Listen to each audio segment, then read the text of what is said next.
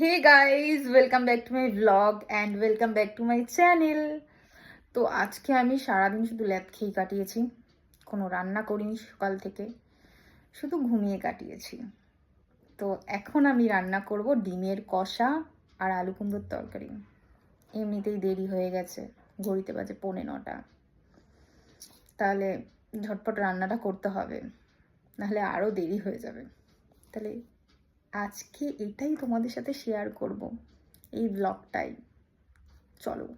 ডিমের কষা বানানোর জন্য আমি এখানে আলুগুলোকে কেটে ধুয়ে নিয়েছি, আর এদিকে আমি পেঁয়াজ কেটে নিয়েছি, তার সাথে আমি নিয়ে নিয়েছি টমেটো, রসুন, আদা, কাঁচা লঙ্কা আর তেজপাতাটা ফোড়নে দেওয়ার জন্য নিয়েছি। আর আমি নিয়েছি এখানে 3টে ডিম, এটা আমি ডিমের কষা বানানোর জন্য নিয়েছি। আর এখানে আমি কেটে নিয়েছি নিরামিষ তরকারির জন্য আলু, পটল আর কুমড়ো, এটা দিয়ে একটা নিরামিষ তরকারি বানাবো। কড়াইতে তেল দিয়ে দিয়েছি, তেলটা গরমও হয়ে গেছে, সামান্য লবণ দিয়ে আমি আলুগুলো দিয়ে দেব। আলুগুলো ভাজা হয়ে গেছে, এবার আমি আলুগুলোকে তুলে নেব। ডিমটাকে আমি হলুদ আর লবণ দিয়ে মাখিয়ে নিয়েছি।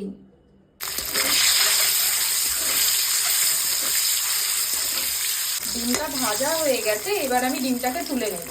এইবার আমি তেজপাতাটা দিয়ে পেঁয়াজগুলো দিয়ে দেব।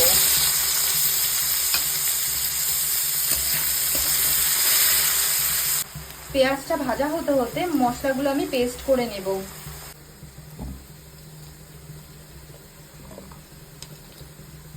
আমি একটু ঝাল কম দিলাম, কারণ আমার বর বেশি ঝাল খেতে পছন্দ করে না, ও মানে ঝাল খেতেই পারে না, তাই আমি একটু হালকা লঙ্কা দিয়ে রান্না করি সব। এবার আমি পেস্ট করে নেব। পেঁয়াজ ভাজা হয়ে গেছে, এবার আমি পেস্ট করা মশলাটা দিয়ে দেব।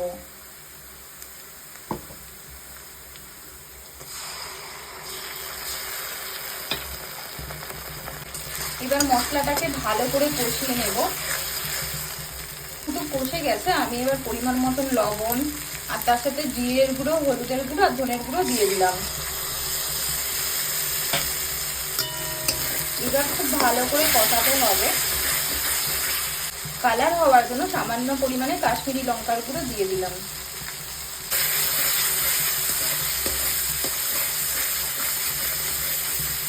মশলাটা যেহেতু কষে গেছে, এবার আমি আলুগুলো দিয়ে একটু কষিয়ে নেব।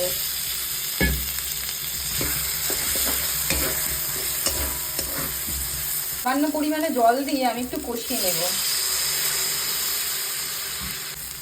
কষানো হয়ে গেছে, এবার আমি জল দিয়ে ডিমটাও দিয়ে দেবো। হয়ে গেছে, এবার আমি ডিমগুলো দিয়ে দেব।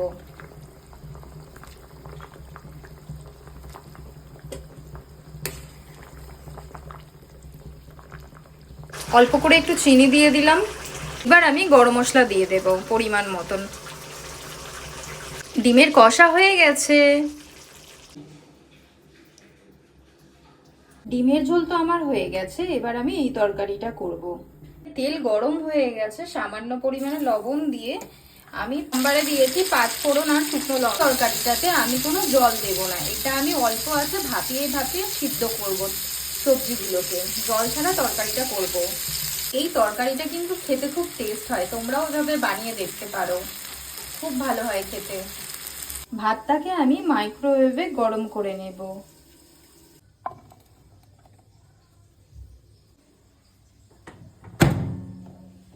তো আমি এটাকে 10 মিনিটের জন্য দিয়ে দিলাম, এবারে স্টার্ট করে দিলাম। ভাত হতে হতে আমার তরকারিও হয়ে যাবে। জল ছাড়া এই তরকারিটা কি সুন্দর হয়েছে দেখো। এবার আমি স্বাদ মতো চিনি দিয়ে দেব। আমি এখানে চিনি দিয়ে দিলাম। এদিকে আমার তরকারি হয়ে গেছে, আমার ভাতও হয়ে এসছে। এবার আমি ভাতটাকে বার করে নেব। ভিডিওটি ভালো লাগলে লাইক আর শেয়ার করে দিও। টাটা।